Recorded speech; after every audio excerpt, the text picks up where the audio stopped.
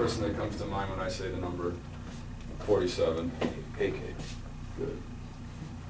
So everybody recognize that? This is ubiquitous in literature and movies. What's the AK-47?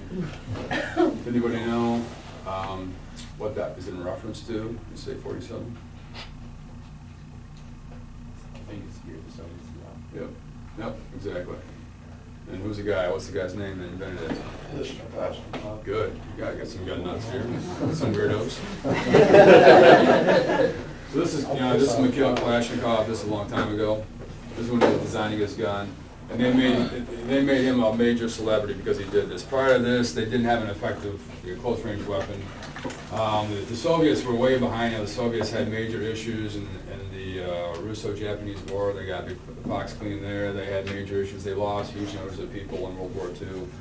So, I mean, really, it's always been sort of this third world country with the first world army, but Kalashnikov, since 47 and onward, he was a guy that was really, I would say, instrumental in kind of making them into the dangerous threat that the Red Terror supposedly was ultimately, these communists. And the thing about the AK-47 is, it was effective because anybody could learn how to use it. You could teach Mark McKean how to use it if I'd never picked up a gun ever, and I could be efficient with my AK-47 in probably an hour. It's easy to use, had a stamp receiver, all this stuff was super cheap to produce, and so they could mass produce this stuff. When the Soviet Union fell and they went into the Tula Armory, and they found massive numbers of AK-47s and flooded the market. The same with the Mosin Nagants, tons and tons of Mosins, and so for a long time you could get this stuff for pretty cheap. So not so much anymore because people have been collecting them, or they kind of bubble up their guns, the Mosins and stuff, and so there aren't as many as there were at one time. But Kalashnikov was the first guy to really kind of produce this effective gun that you could bury in the mud, you could pick it up, and if it functions like an AK-47, it's a gun that you probably want. I mean, I haven't torture tested mine, but there's enough stuff with the AK-47 that's kind of legendary. I mean, that being said, it doesn't shoot for shit when you're trying to shoot a long way. It sucks. But if you want to come in and kill a bunch of people with a pretty good-sized bullet, then you can do that. They've since replaced that round with the 74. It's AK-74. It's inverted the numbers, and that's a smaller round. It's much more akin to the 223. So it's a smaller gun. So they've kind of taken a notebook from the kind of the NATO playbook, where you carry more ammo, but it's smaller. Whereas before, those are as big as like I think they're equivalent to like a 303 or so, something like that. This is an example of yaw nutation and tumble. Nutation is this, and yaw is this, basically, just so you're aware of it. I include in here now 308.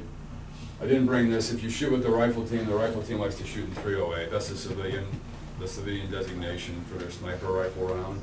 And this is an example again of what happens when you hit a target and you dump all the energy into it and it doesn't over-penetrate. Over-penetration would be considered if you went past that red line. You can see that these are all designed to dump everything into the person, especially if you're shooting somebody in a civilian setting, so that the bullet doesn't over-penetrate and hit a little girl playing baseball, a mile away or something. Okay.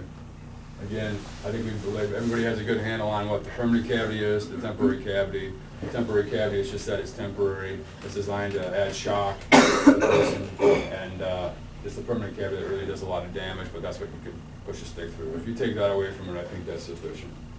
All right, what does 1911 mean to you when I say 1911? Does everybody know about 1911, what the importance of that is?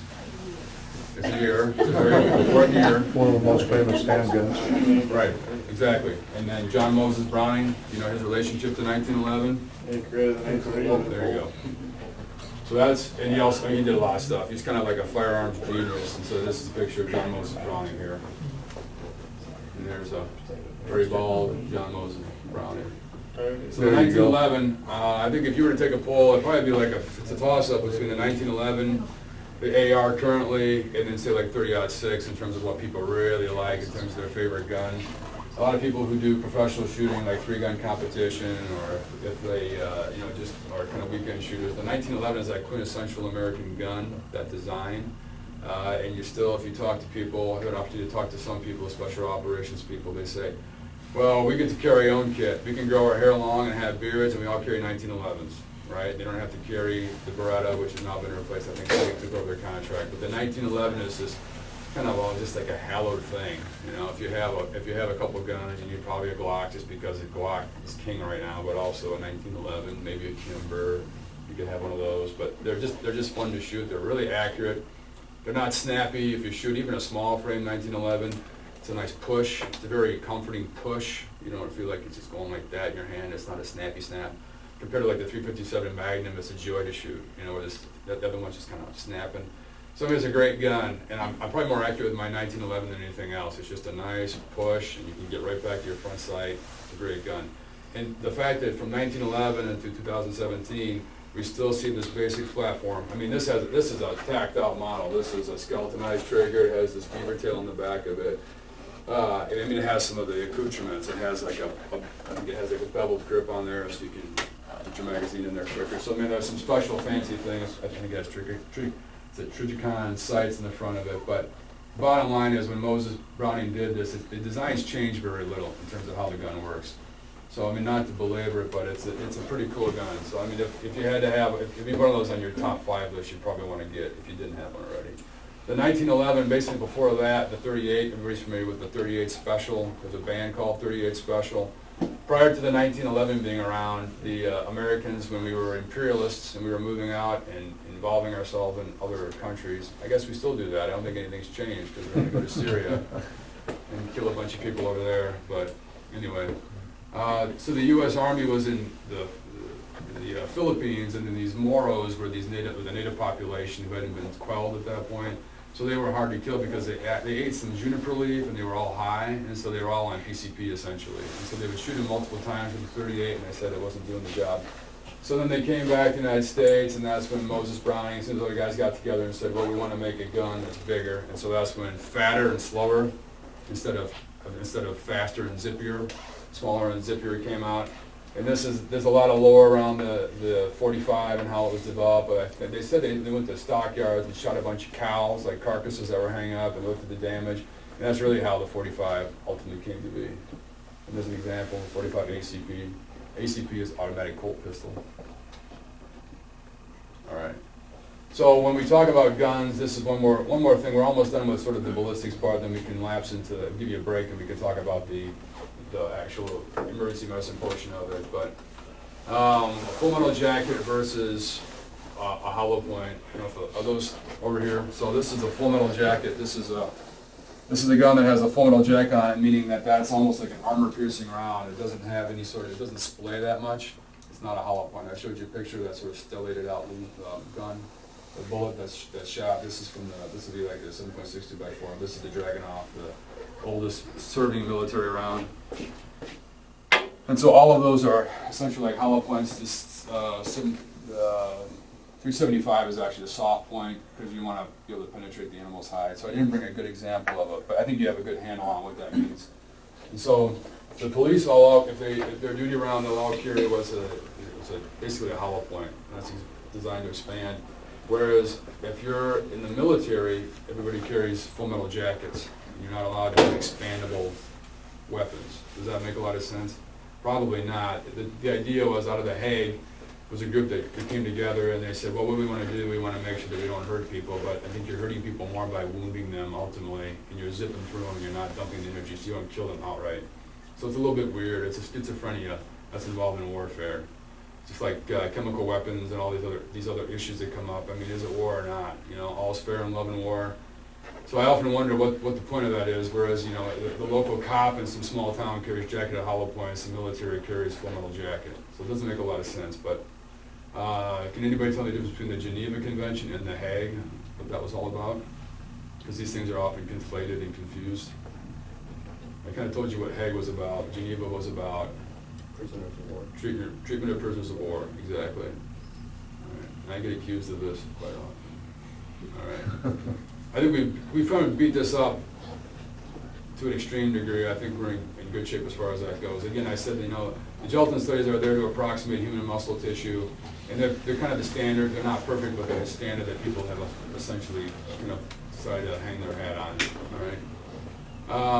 We'll talk about brain shots. I think the big thing here is anything that crosses the midline, and if it involves both hemispheres, that's almost uniformly fatal. So if someone is shot and it traverses in this direction or in a blue direction, that's not something that's good for those people. And oftentimes, if they don't die outright, they'll be hooked up to a machine. They're going to be in a veg unit for a long time. So those are special considerations to be had. Those people all need to be intubated, and they need to be shipped out with the medicine, wherever it happens to be. All right, if we talk about exit wounds and entrance wounds, I would say basically don't even try to decide that on scene. The big thing is, and I'm sure you've all had training with this, is you don't want to cut through the entrance wound, because that's going to be, it's a crime scene, we want to preserve evidence, right? And I think everybody understands that for the most part, right? That you want to kind of avoid those things, because you'll probably be testifying. So say someone in Dubuque is shot, you're on White Street or Bluff or whatever, someone's shot, and the ambulance is involved in that, then you'll need to probably testify or be deposed at some point, and so you just want to stay away from those. You still want to render care, but just push stuff around. And then you'll be asked, of course, when you're deposed, what you saw. Abrasions, suturings, debris, there's things like that, but I mean, that's not the point. This is not really a forensic lecture. We can do a different lecture on that at some point in the future. But just to be aware, I think everybody's pretty familiar with chain of custody and conservation of evidence. If anybody doesn't know what that stuff means, good. We said when I talk about 1906, that's or 06, that's how old people say it. Oh, 06. Does anybody know what that means? What is that in reference to? I say 06. 30-06, okay. I didn't bring one of those. I think that 7.62 by 5.4 approximates it. This is what I shoot. If I'm going to shoot coyote or if I'm going to shoot anything big, it'd be 30-06. Okay, so I mean that was 100 years old in 1906, and so I like these guns. They've been around forever. So the 1911 and 45 ACP, that's been around a long time. 30-06 has been around a very long time. It's still very effective. It does a nice job. I've had everything falls down like it was just basically touched by the death stick. It falls down on hinges, and that's what's beautiful about 30-06. If you even put it anywhere up in the chest, the thing's dead. It's dead on arrival. Anything big, anything short of dangerous game, probably not brown bear, and maybe not some of your bigger moose, but everything else you could probably shoot with that. I like the 375 because everything dies when you hit it with that, but. So, this is an example of an entrance wound. I just use this for completeness sake.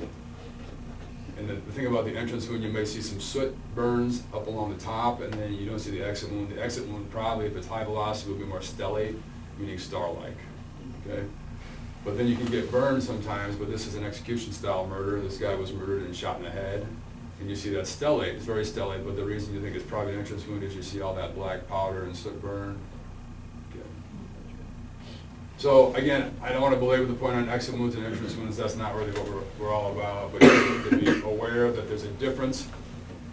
If you, when I was at Contoms, anybody I would talk to, they said, don't try to identify these. It's not really worth your time. You just talk about this penetrating wound in the front of the chest and the posterior part of the chest when you do your initial exam, your primary survey. But typically, if it's a high velocity weapon, you're going to see more damage when it exits. Also, depending on the type of, if it's frangible ammunition, if it's going to open up or not. Okay. Soot debris, I think we've talked about that.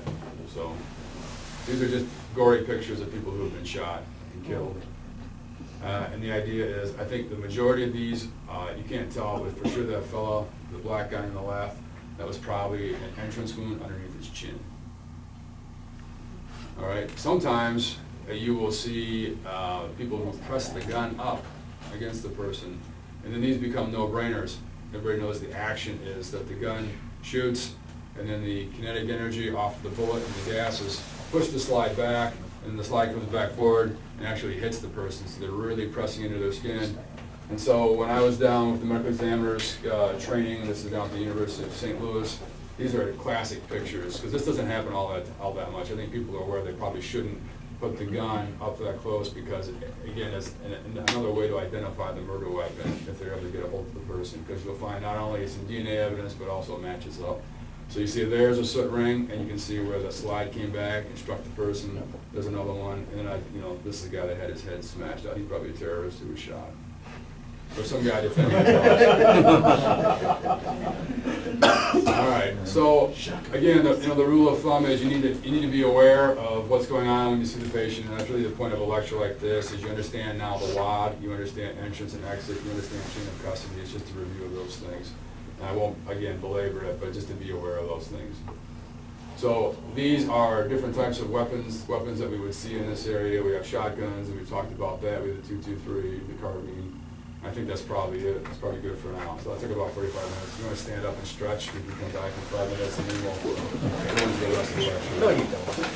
You have a day.